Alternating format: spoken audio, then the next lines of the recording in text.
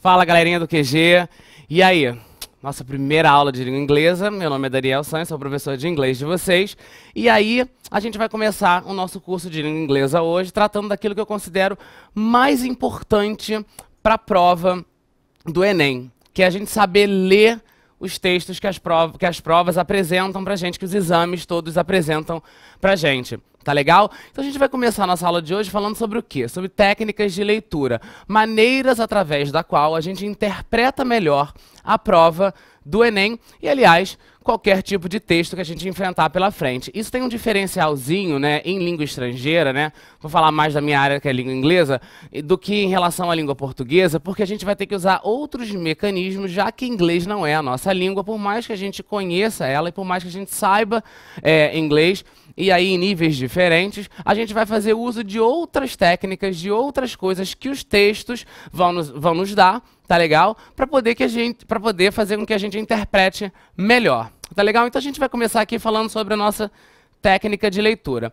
Galera, olha comigo aqui, tá? Então a gente tem aí, ó, vários balãozinhos que vão tratar sobre maneiras através das quais a gente vai interpretar. Então, primeiramente, a gente vai falar aqui sobre skimming, e aí quando a gente chegar, eu explico para vocês. A gente vai utilizar uma técnica chamada scanning, e essas duas trabalham meio que em parceria. A gente vai usar uma técnica chamada inferring meanings, que é uma maneira da gente inferir significados através de contexto. Vou explicar melhor para vocês. A gente vai fazer uso do nosso conhecimento prévio. E o que é isso? É o nosso conhecimento de mundo. Tá? A gente vai usar uma técnica chamada word transparency, que na verdade, né, é um nome bonitinho para a gente falar sobre cognatos e aí sobre falsos cognatos. A gente vai falar da importância da língua portuguesa na prova de inglês. Mas, Dani, como assim a importância da língua portuguesa? Bem, os textos eles são em inglês, mas as questões elas são todas montadas em português. Logo, o português tem tem a sua parcela de importância na nossa maneira de fazer a questão. E aí, interpretar a questão, vocês vão ver como é que a gente faz isso. A gente vai usar dois mecanismos que existem em português também, mas que em inglês vão ajudar a gente a interpretar, que é a fixação, que são os sufixos e os prefixos. Tá legal?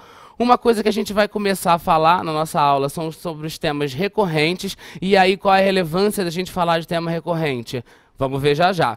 E aí, a questão das imagens nas provas de língua inglesa. Então, a gente vai começar aí, ó, falando sobre os temas recorrentes. Vou dar uma lida para vocês no texto. As provas do Enem dos anos anteriores têm demonstrado um padrão de escolha de tema para os textos que servem de base para as questões. Temas de cunhos sociais, ou melhor, gente, galera, de cunhos, né, ou de cunho social, seja abordando uma crítica ou mesmo comentando assuntos neste mérito, são recorrentes nas provas de língua inglesa. Temas como preconceito e aí em seus vários aspectos. Então, galera, temas relacionados ao racismo, né, ao preconceito em questão de orientação sexual, temas em relação a preconceitos de cor, que aí variam também, né, no racismo. Então, tudo que for relacionado a preconceito tem aparecido nas questões dos textos do Enem.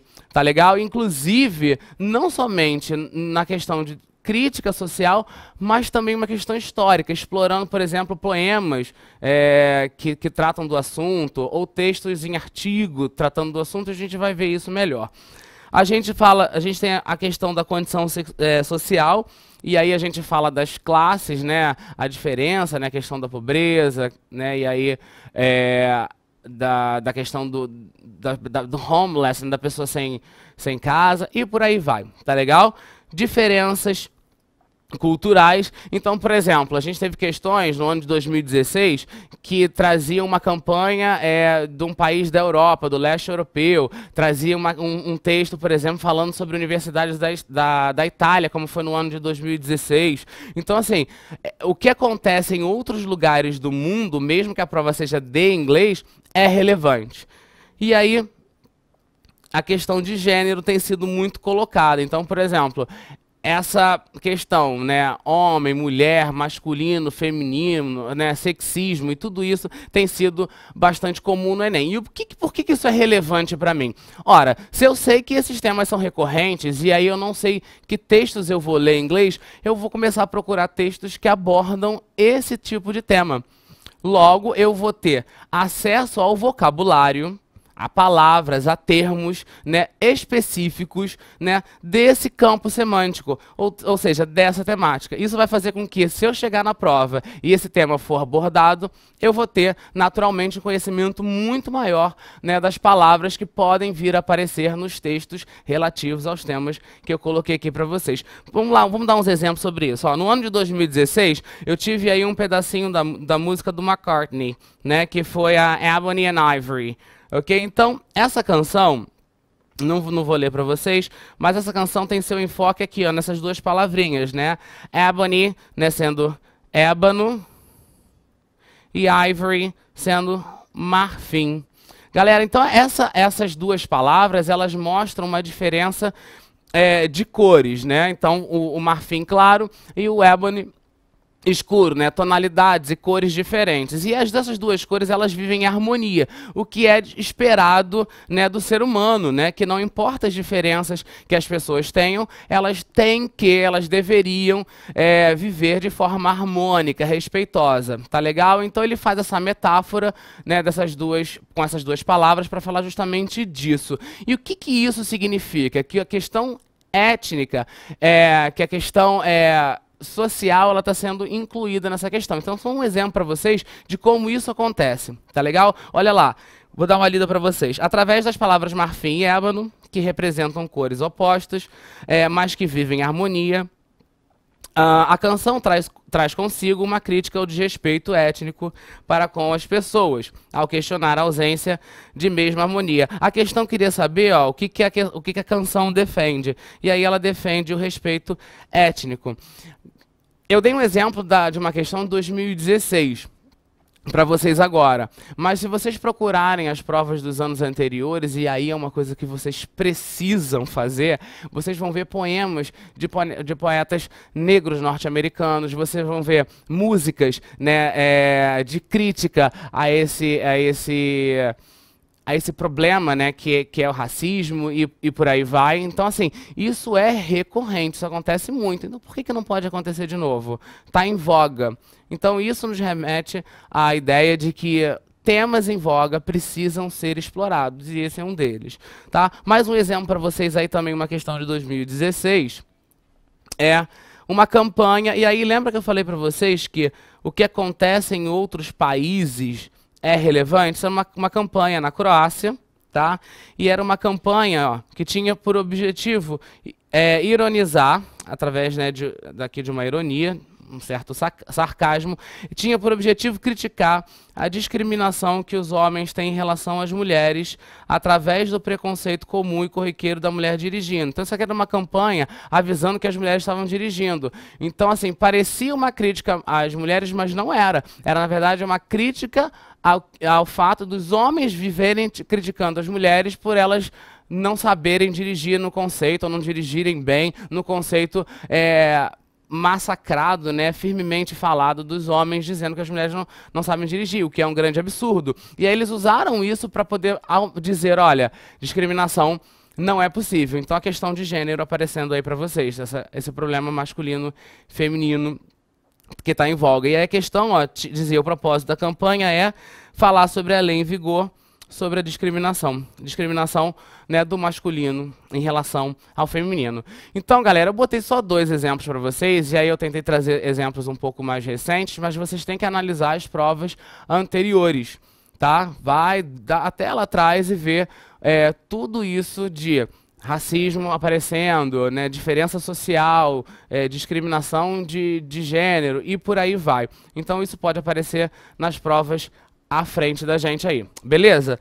Aí, ó, a primeira técnica efetivamente de leitura que eu queria falar com vocês é o skimming.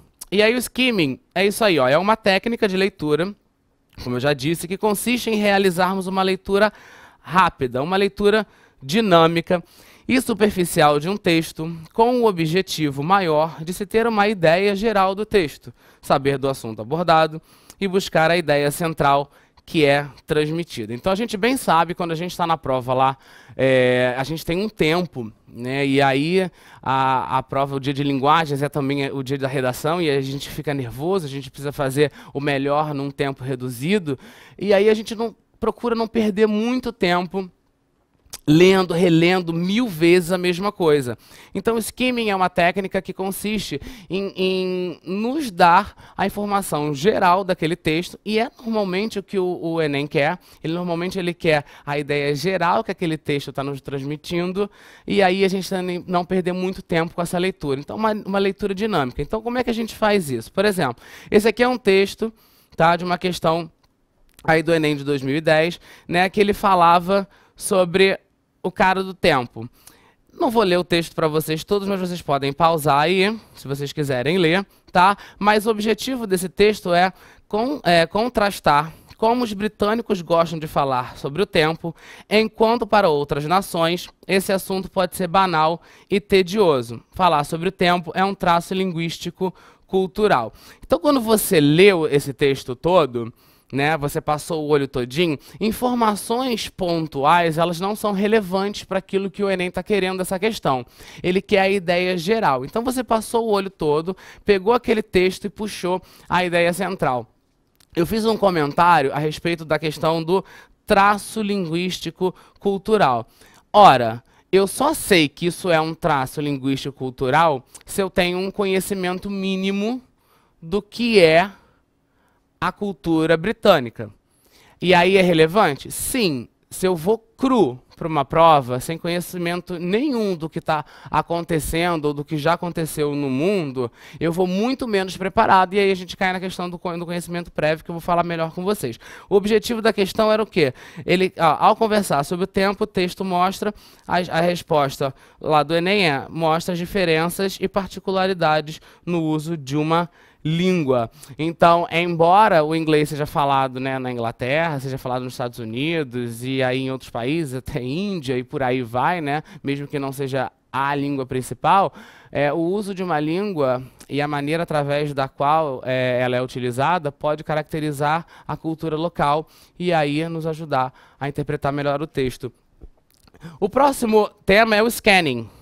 Ou melhor, a próxima técnica de leitura é o scanning. O scanning ele vai ser um pouquinho diferente do skimming. O scanning, ao contrário do skimming, ele não quer a ideia geral, ele quer a ideia específica. Ou seja, ele quer aquele ponto, aquela frase, aquela palavra ou aquele parágrafo no texto que possui a informação que me interessa. A informação que está me sendo pedida. Tá? Então eu vou escanear o texto, né, igual uma maquininha, procurar aquela informação que me interessa. Vamos lá. É uma técnica de leitura que consiste em realizarmos uma busca por informação específica contida no texto. Então, aquele parágrafo, aquela frase, muitas vezes queremos uma ideia que está descrita somente em uma frase ou em um parágrafo. E aí, como é que eu faria isso? Por exemplo, eu tive aí no ano de 2015 uma notificação sobre inspeção de bagagem. Então, era um folhetinho de aeroporto, tá? Que era entregue à pessoa, avisando que a bagagem da pessoa tinha sido revistada. Tá legal? Então esse era o skimming. Essa era a ideia geral desse aviso. Porém, olha, quando eu vou especificamente, quando eu escaneio e vou especificamente nessa informação, essa informação que eu grifei para vocês diz que, pela lei, todas as bagagens são inspecionadas. Algumas são abertas e fisicamente inspecionadas, e dentre as que passaram por isso está a da pessoa que recebeu a informação. E aí, ó, uma palavra importante, ó, é a palavra your, que é o que interessa para a pessoa que está lendo isso. Galera, todo o resto que vem falando embaixo é informação para mim, para a questão que está sendo proposta, inútil. Porque a questão que é o quê, ó? Ela vem perguntando: as instituições públicas fazem uso de avisos como instrumentos de comunicação com o cidadão. Esse aviso, voltado a passageiros, tem objetivo de informar que a mala foi revisada pelos fiscais de segurança. Mala de quem? Da pessoa que recebeu, your, e foi revisada por causa da lei. Então, eu não precisei ler tudo aquilo. É claro que na prova eu vou ler, mas a informação está contida naquela frase, naquele parágrafo. Isso é scanning. Procurar a informação que realmente me interessa. Então, eu tenho um texto enorme. Vê o que a questão quer. De repente, ela não quer saber todas aquelas informações que o texto está apresentando. Beleza? Então, a gente viu skimming e a gente viu scanning. São as técnicas principais de leitura para a nossa prova.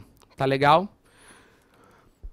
Como é que a gente vai fazer esse inferring meanings, tá? Então, primeiramente, vamos ver o que é isso, né? Inferring meanings consiste na tentativa de inferir, descobrir, pegar o sentido de uma palavra e ou expressão a partir do contexto das palavras vizinhas, termos ao redor ou mesmo através de recursos virtuais. Galera, é natural que a gente pegue uma prova de língua estrangeira e a gente não conheça todas as palavras que estão ali. É natural que a gente, ao longo do nosso curso aqui, a gente vai aprender, né, gramática, a gente vai ver palavras, a gente vai aumentar o nosso vocabulário, a gente vai ler, e vocês também, mas é natural que aconteça de aparecer uma palavra que eu não conheço. E aí eu vou tentar, né, puxar, tirar, extrair aquele significado de alguma forma. E aí eu vou fazer isso através do quê? Do contexto. Às vezes acontece e às vezes não. Vamos ver como é que eu posso fazer isso. Eu botei uma questão com imagem. Então, assim, lembra que eu falei da importância da imagem lá na frente para vocês? A imagem ela é importante porque ela me ajuda a saber do que está se falando. Eu tenho um prato aqui. E aí eu não sei, por exemplo, o que é a palavra hunger.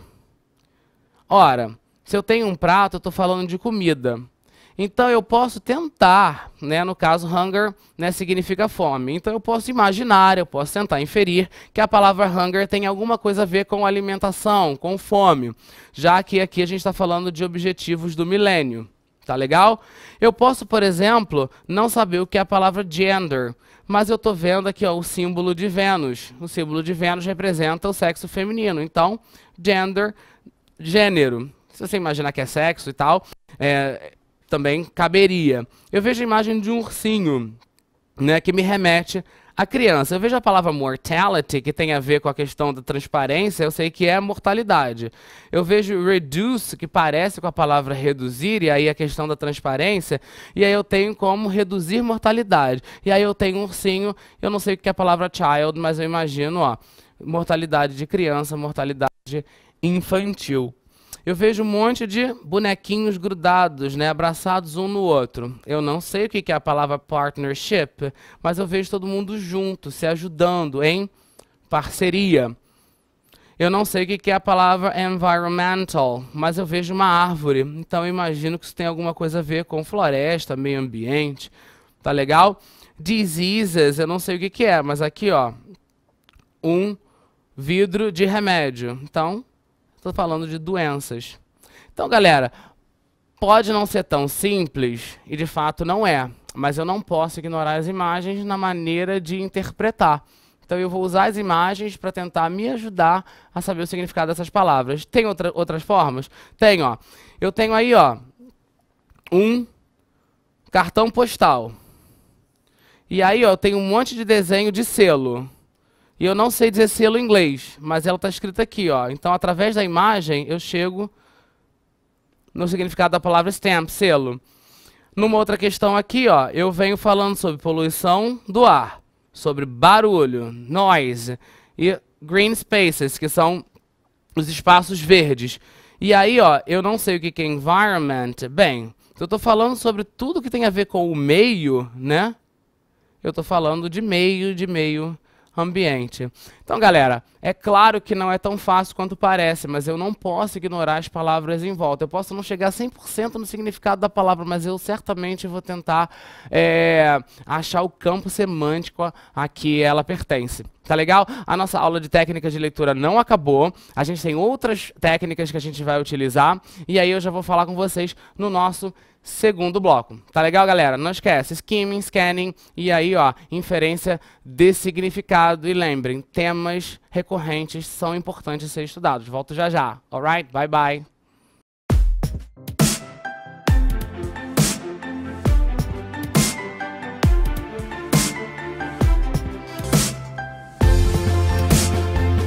Hello guys, welcome back. Nossa segunda parte da nossa primeira aula de língua inglesa do nosso curso de inglês, tá legal? E aí a gente estava falando no nosso primeiro bloco sobre técnicas de leitura e é sobre isso que a nossa primeira aula é de fato. A gente falou sobre skimming, a gente falou sobre scanning, a gente falou sobre inferência de significado, né? Quando a gente não sabe uma palavra.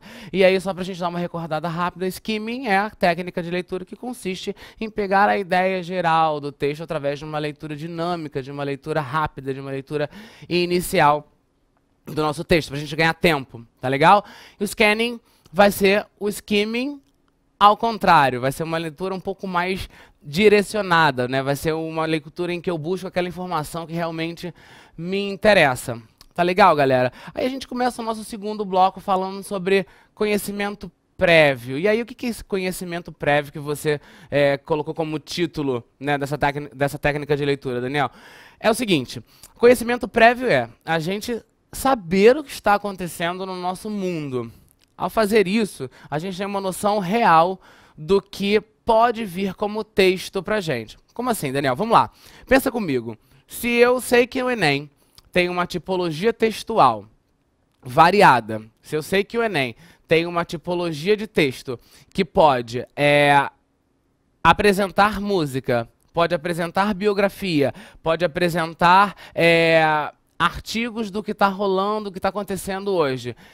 Ué, ora, se eu sei o que aquela música está falando, já porque eu já escutei, já estudei aquela música antes, concorda comigo que eu vou saber todo o significado de todas as palavras que ali estão apresentando? Mas, Daniel, música é muito relativo, porque tem músicas gerais. Peraí, mas eu não falei para vocês sobre tema recorrente? Então procure estudar músicas que tenham aí um cunho social, que tragam consigo uma crítica, que tragam consigo o enaltecimento, né, de uma cultura. Por exemplo, que já caiu poema. Eu vou ler poemas, eu vou ler poema de quê? Geral? Não, procura poemas que tenham a ver com essas condições culturais ou condições sociais. Por exemplo, teve no ano de 2015, se não me falha a memória, um poema que enaltecia a cultura indígena norte-americana, né, dos nativos, melhor dizendo, norte-americanos. E aí, ao invés de ler um poema aleatório, eu vou ler um poema no meu estudo que tenha uma temática pertinente a essa recorrência.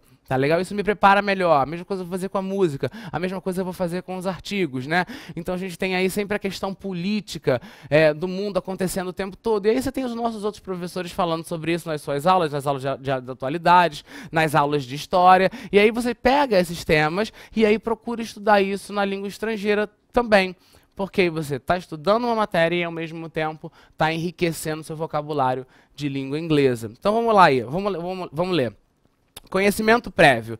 Quando mais se sabe sobre o que está acontecendo no mundo, sempre se atualizando nas notícias, nas atualidades, lógico, bem como conhecer músicas, biografias famosas, textos importantes, citações de relevância mundial, etc., mais apto a fazer uma boa prova estamos.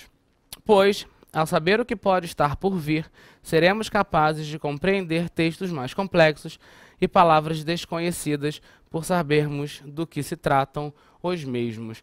Ora, você tem uma música, né, que está aí criticando, falando sobre a questão, como a gente viu no início da aula, sobre essa questão de gênero, né, sobre esse preconceito, essa discriminação, né, masculino e feminino, esse sexismo que ainda existe e aí está em voga, não só no nosso país, mas no mundo. Ora, se eu vir uma música dessa, essa música cair, bem, eu vou saber interpretar. E essa música pode conter um vocabulário difícil, mas se eu já conheço, fica mais fácil. Eu vou dar um exemplo para vocês aí, ó. Na prova do Enem de 2013, caiu um texto sobre o Steve Jobs. A Life Remembered 1955, 2011, 2011, como vocês preferirem.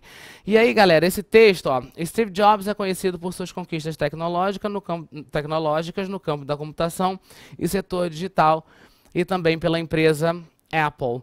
Galera, Steve Jobs tá o tempo todo sendo falado, né?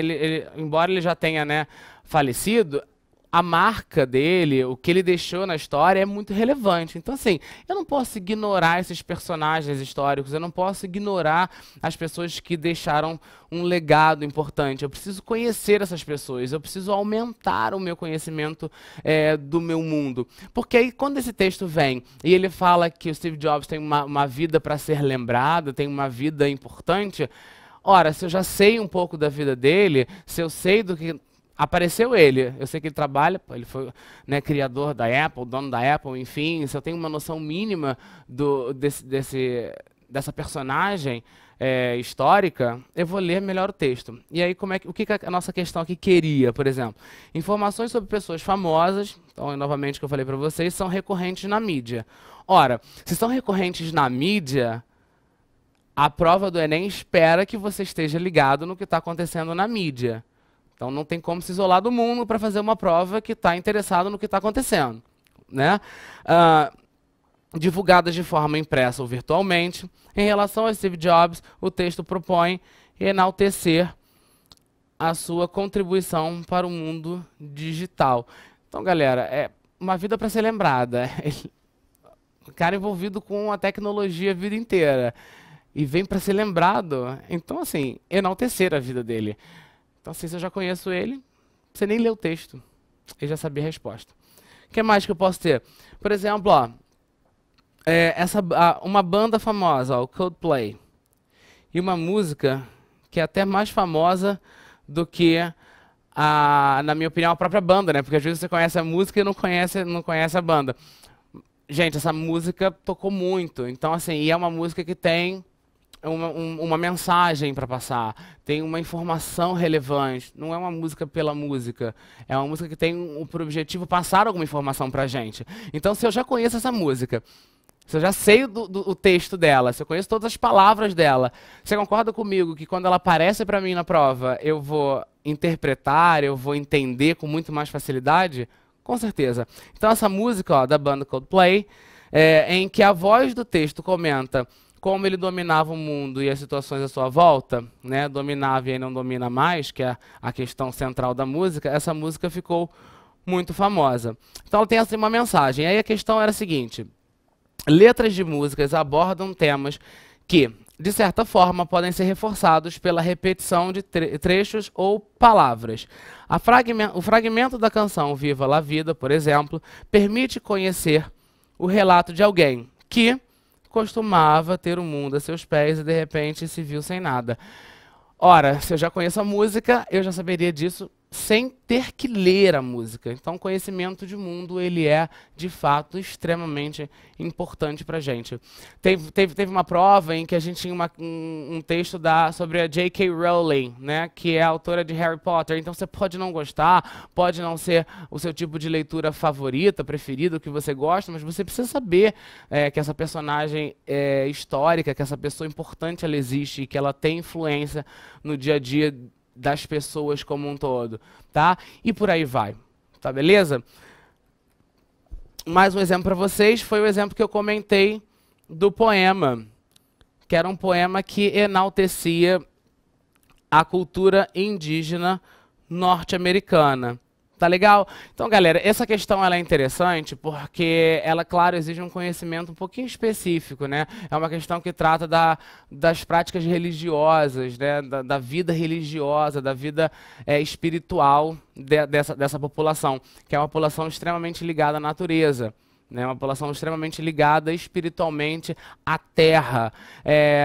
E aí, você pode não saber qual é a nomenclatura para isso, que no caso, né, é o xamanismo, mas você não precisa saber disso, mas se você conhece historicamente essa população, você vai saber que é uma população muito ligada à natureza. Então, se você tem um poema, né, vindo, né, proveniente dessa cultura, é muito natural que esse poema envolva essa temática. E aí, é claro, você vai para o texto. Você vai para o texto e você vê a palavra estrela, terra, sol, lua, e aí, ó, esse link com família. Então, essa relação familiar com a natureza. E aí, ó, o povo indígena norte-americano sempre teve por religião o xamanismo, religião conhecida por seu link forte com a natureza em toda a sua essência e os seus aspectos. É claro que você não precisa saber o nome, mas se você souber que isso existe, muito mais fácil. Então, o que a questão queria da gente? Esse poema demonstra a estreita relação entre tradição oral da cultura indígena norte-americana e por aí vai. E o que ele queria? Ele queria saber o que o poema tratava. E tratava da importância dos elementos da natureza. Bem, a resposta e o conhecimento prévio que a gente tem é exatamente a mesma coisa.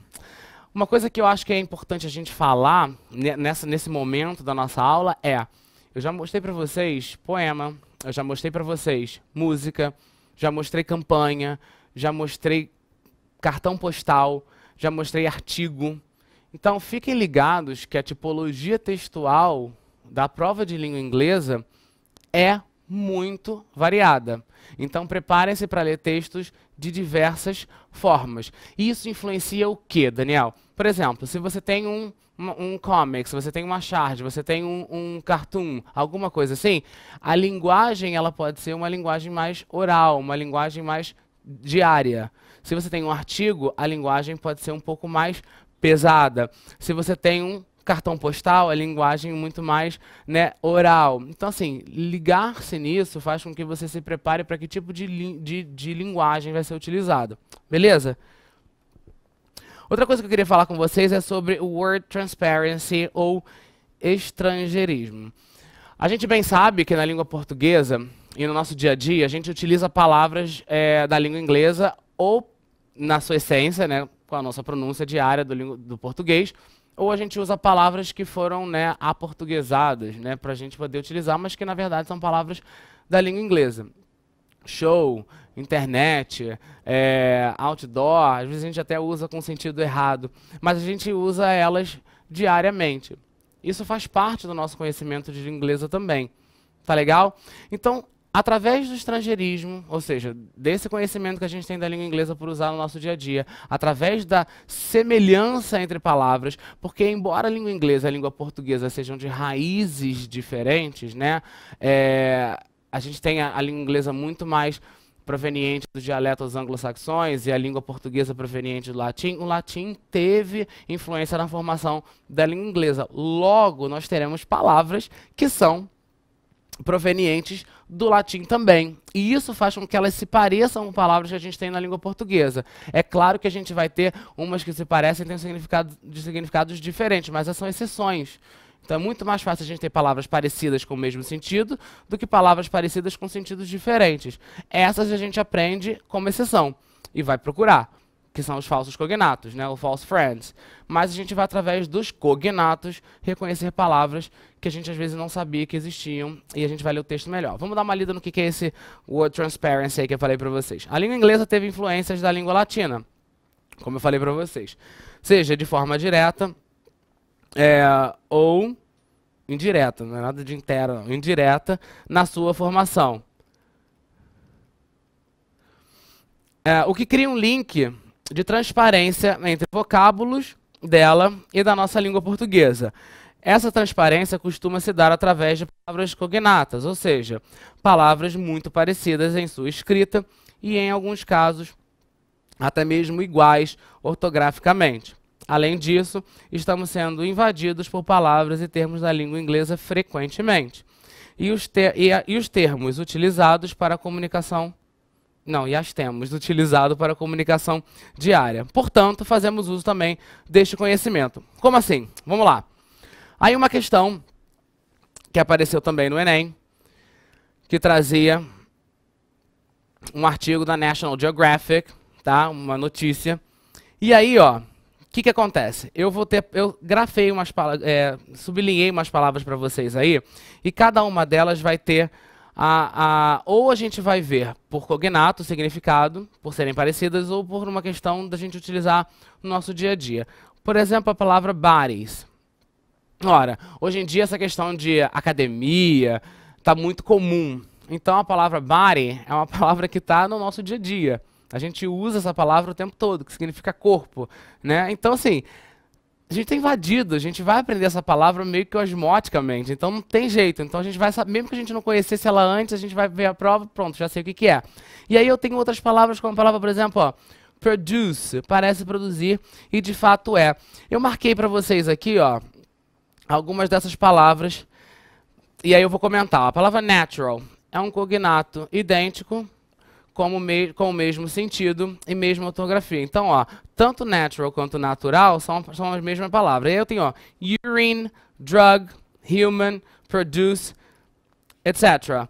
São palavras transparentes, que claramente se parecem com seus referentes em português. Então, urine parece urina, yeah. Drug parece droga, yeah. Human parece humano, yeah. Produce parece produzir, e também é, etc. Porque nós temos outras aqui, ó. Por exemplo, ó, consumed, possess, tá vendo? Ó, co-author, study, são todas palavras que em português, em inglês, elas são escritas parecidas com a maneira que a gente escreve em português, e elas de fato são a mesma coisa. E aí, ó, olha bem para o texto, olha quantas palavras eu sublinhei, e quantas palavras eu poderia não saber o significado ou não saber dizê-las em inglês, mas que ao ler pela transparência ou por elas pertencerem ao estrangeirismo, eu consigo entender o significado delas. Muitas. Então, galera, não podemos ignorar isso. Antes da gente passar para a questão do português, a importância do português, eu queria falar com vocês a respeito de como o português aparece, né? Antes de a gente falar da importância dele, eu queria falar de como ele aparece na prova. Se você já fez a prova, você já sabe, mas se você vai fazer pela primeira vez, o português ele aparece da seguinte forma. A questão vem em inglês, o enunciado vem em português e as opções vêm em português. Então, o português ele é parte importante da prova na sua questão estrutural. Nós temos 5 questões, pelo menos é como vem sempre sendo o Enem. E aí, todas as questões, elas são feitas em português, tá? Então, qual a importância da língua portuguesa pra gente? Vamos ler. Como os enunciados das questões e até mesmo as opções são em língua portuguesa, é possível se utilizar de informações contidas nos textos, nos mesmos, para entendermos melhor os textos propostos, inferirmos significados de palavras ou termos que não conheçamos, facilitando imensamente a resolução da questão. Então, ora, eu tenho um texto em inglês, e aí tem uma porção de informações ali que eu não consegui entender, tá? Não sei, não li o texto, não tem muita palavra que eu não conheço, não entendi o texto, não entendi. Aí vem o enunciado, que vai me fazer uma pergunta, naturalmente, né? Que vai me propor uma pergunta. E aí ele sempre, quase sempre, vem dizendo alguma coisa relevante sobre o texto.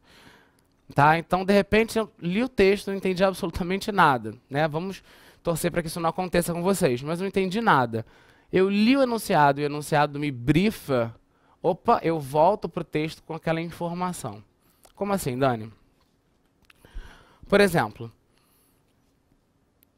aqui uma questãozinha aí, ó, com uma chargezinha pra gente, tá? E aí, ó, digamos que eu li esse texto aqui em inglês e eu não entendi exatamente o que ele estava me dizendo. E aí eu vou ler o enunciado, ó. Na fase escolar, é prática comum que os professores passem atividades extraclasse e marquem uma data para que as mesmas sejam entregues para correção. No caso da cena da charge, a professora ouve uma estudante apresentando argumentos para, e aí ele queria a resposta, tá? O que importa pra gente é o quê? Eu li e não entendi nada, mas o enunciado está me dizendo o quê? O enunciado já nos diz que a charge trata de que atividades escolares têm um prazo de entrega e que a aluna apresenta argumentos sobre o assunto. Então eu li o texto, não entendi absolutamente nada. Opa, agora eu já sei que é uma aluna falando sobre atividades extraclasses que a professora tinha passado para ela e ela está argumentando alguma coisa. Então eu tento com essa informação voltar, ler o texto de novo e ver se eu consigo ali extrair essa informação. Então assim, é mais uma ferramenta, é mais um mecanismo de tentativa de interpretar ou de buscar o conhecimento no texto para poder responder aquilo.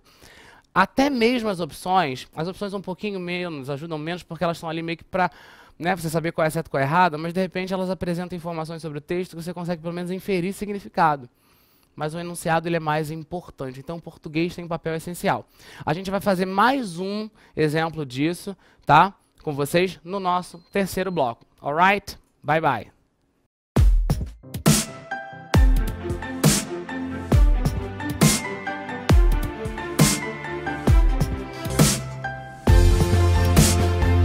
Welcome back! É nosso terceiro e último bloco da nossa primeira aula.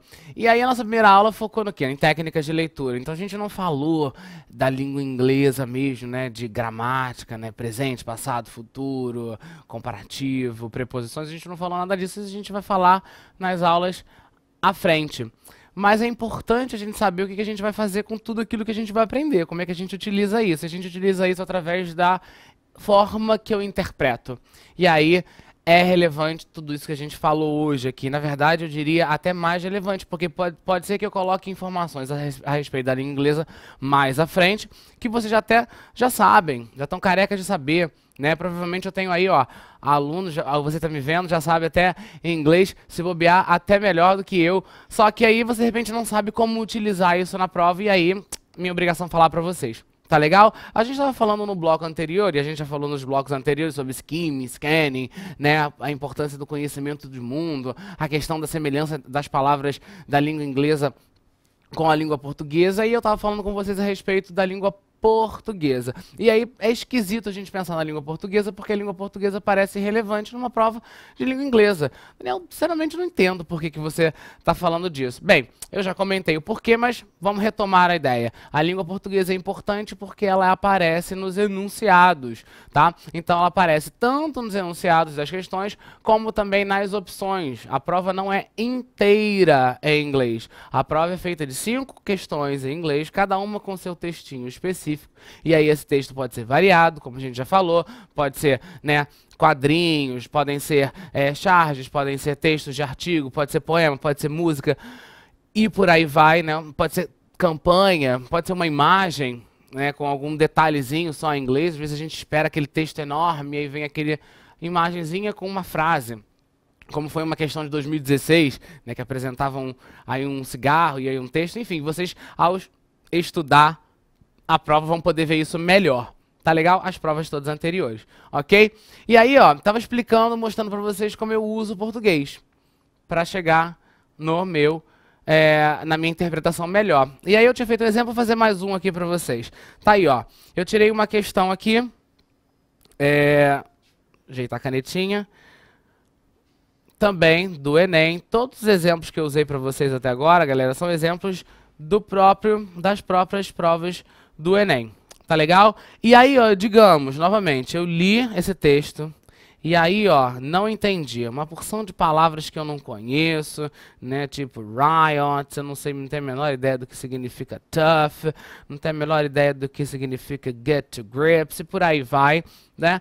E aí, ó, eu tenho tough tanto aqui quanto tough aqui, e eu não estou entendendo absolutamente nada, não sei o que é isso. O que eu vou fazer? Eu tentei ler, tentei fazer o skimming, Daniel, que você falou, não rolou. Tentei fazer o scanning, que você falou, não rolou.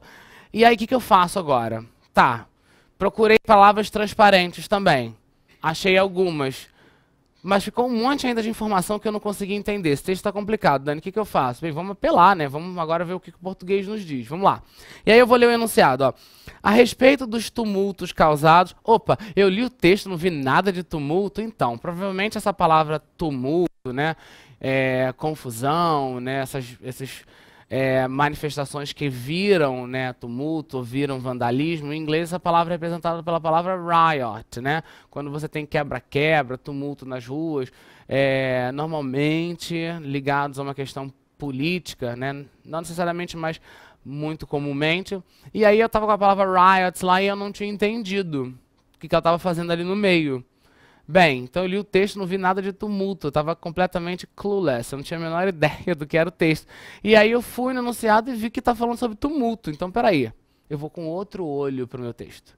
Eu vou procurar onde é que esse tumulto tá, pelo menos. Tá legal? E aí vamos continuar lendo. Causados na Inglaterra em agosto de 2011.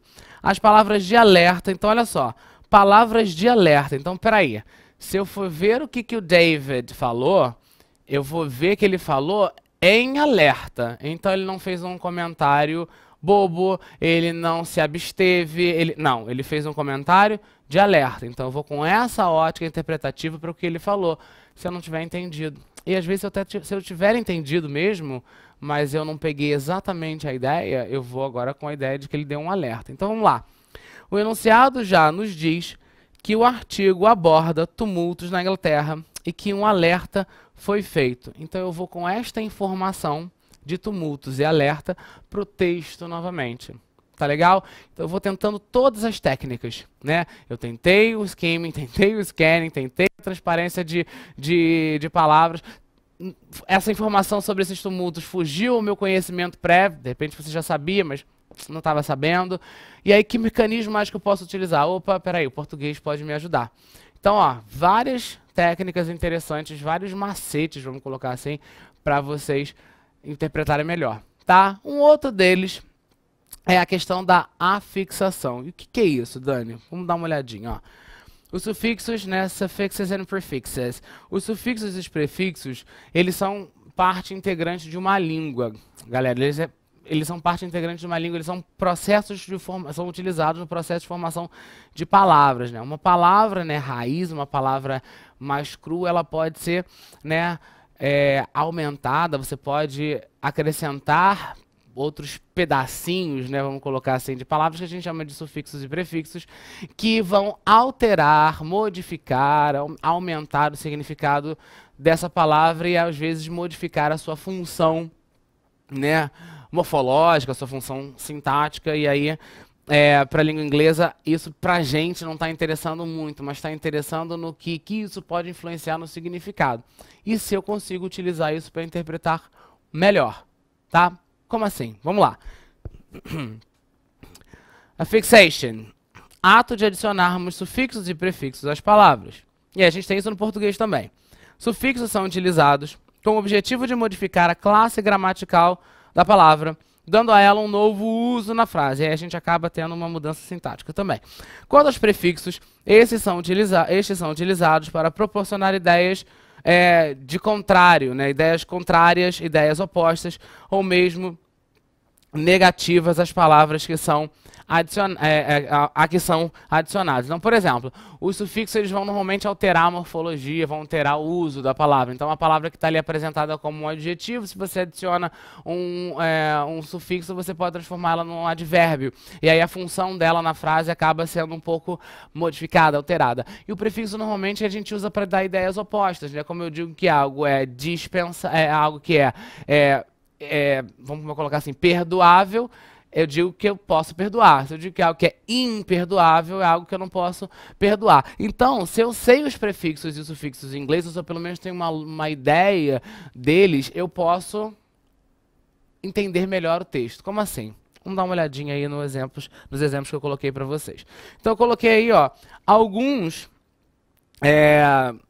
textos, né, alguns pedaços de textos, né? Esse aqui, no caso, é um pedacinho de um poema, e esse poema, por exemplo, é um poema, ó, que fala sobre a questão racial. Aí, ó, que eu falei para vocês no início da aula. Muito importante, tá?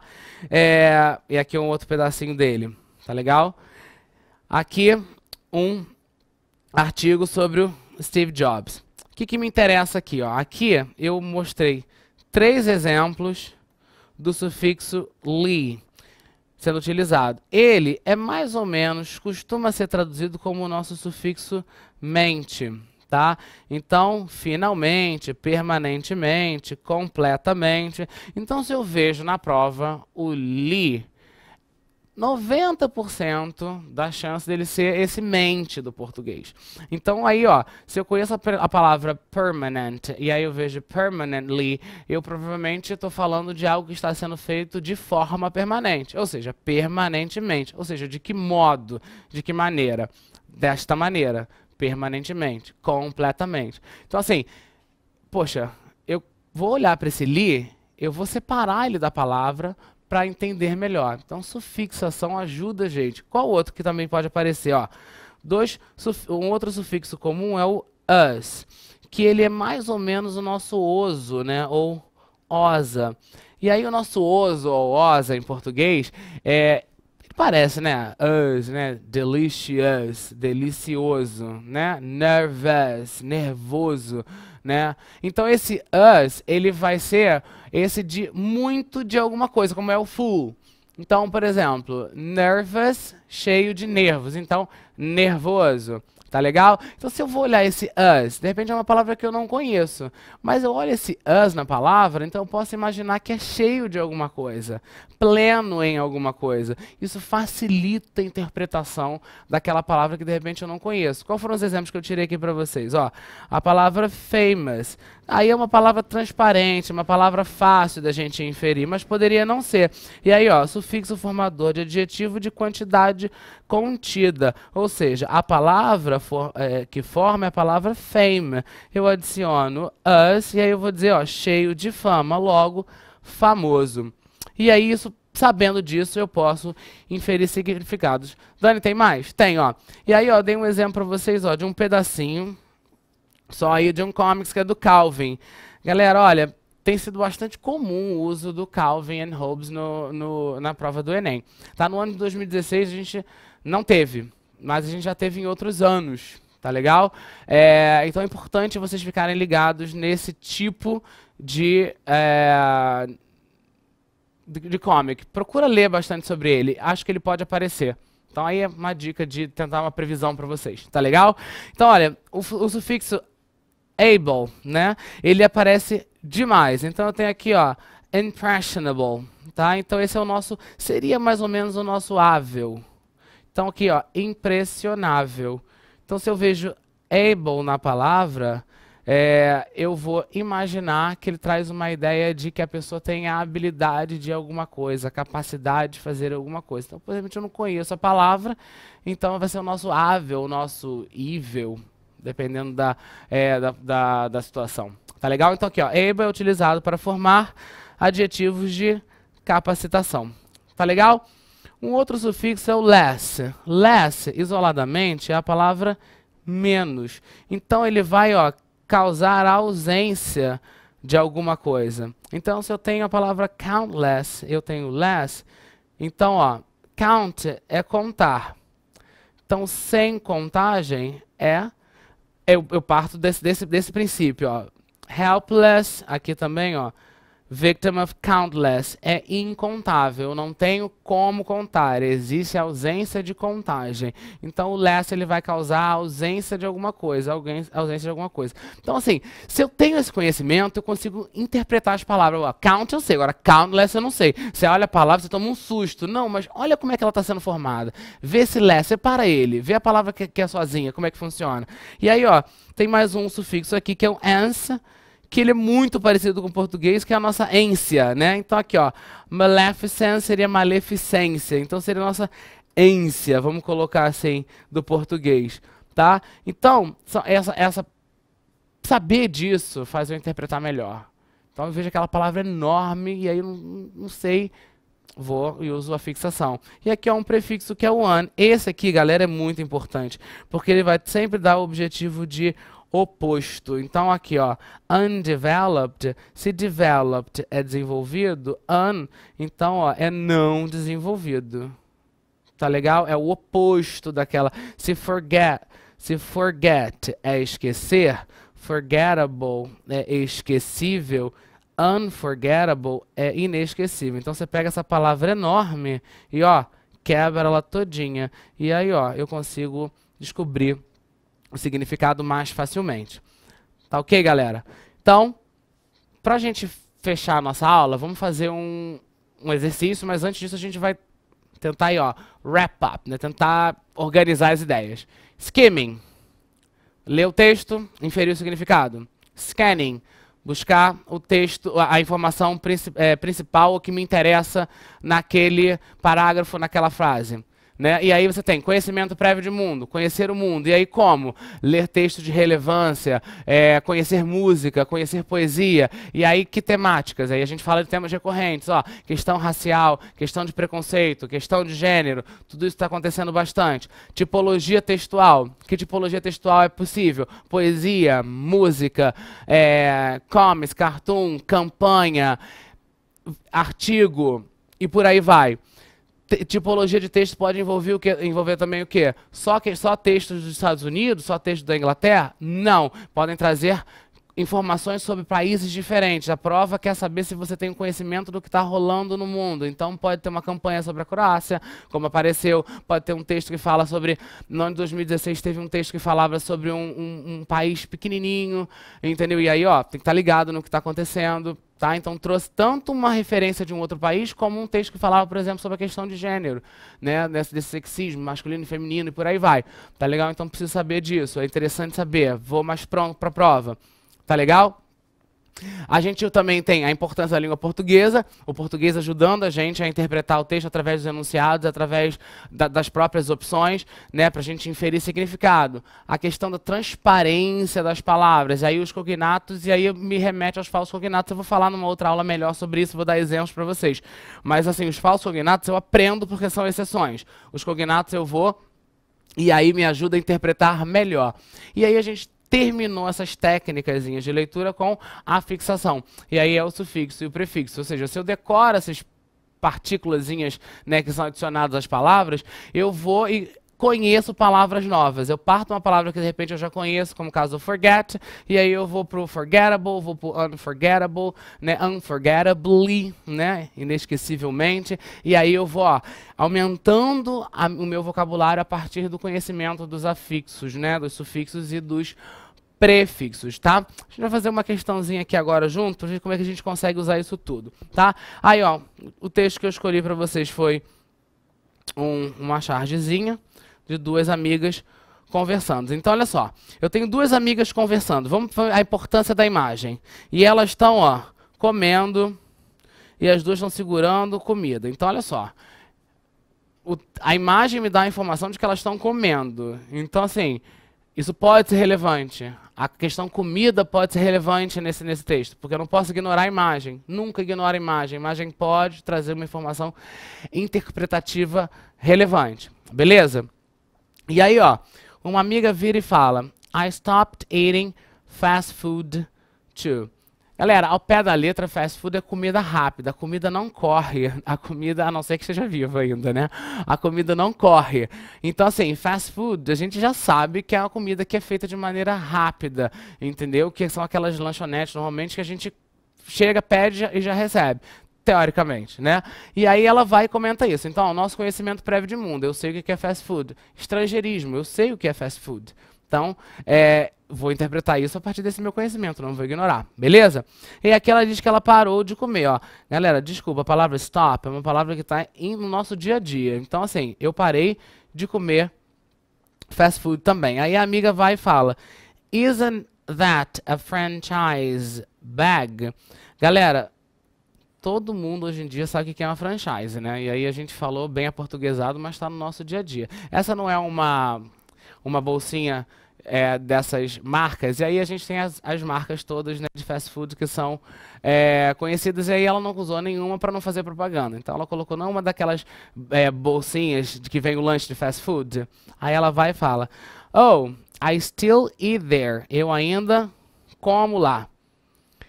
It's just not fast anymore.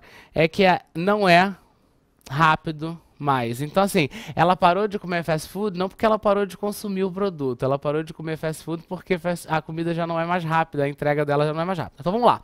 A vida atualmente é muito corrida e muitas vezes recorremos a refeições mais rápidas. Contudo, a preocupação com a alimentação parece aumentar, diminuindo a procura por estabelecimentos que oferecem tais serviços. Na tirinha, a personagem não consome mais comida de serviço rápido porque, bem, a gente já deu resposta. É porque não é mais rápido. Mas aí, ó, digamos que eu não tivesse entendido o texto, o enunciado em português teria me ajudado. Vamos ver as opções. Esse tipo de alimento é prejudicial à saúde? Até é, mas não é esse o motivo pelo qual ela parou de comer. Ela tem preferido comida feita com mais esmero na preparação? Também não, poderia ser, mas não é. A pressa do dia a dia obriga todos a recorrerem ao fast food? Obriga todos? Generalizou demais, galera. Cuidado com generalização em prova. Essa opção de alimento não mais se mostra rápida como foi? Sim. Essa é a nossa opção. E por que não a outra? Ela escolheu comer em outros lugares com comida mais saudável. Não. E aí a gente tem, ó, a língua portuguesa aí nos ajudando a interpretar novamente. Tá legal, galera? Isso é só um exercíciozinho só para dar uma ilustrada na aula de vocês. Ao longo das nossas aulas a gente vai ter um monte de exercícios que a gente vai fazer com as temáticas pertinentes. A gente encerra a nossa aula aqui. Eu vou estar sempre disponível para vocês. Vocês podem me mandar dúvidas, tá legal? Dessa aula ou de qualquer outras aulas que vocês vierem assistir. Alright? Bye bye, guys!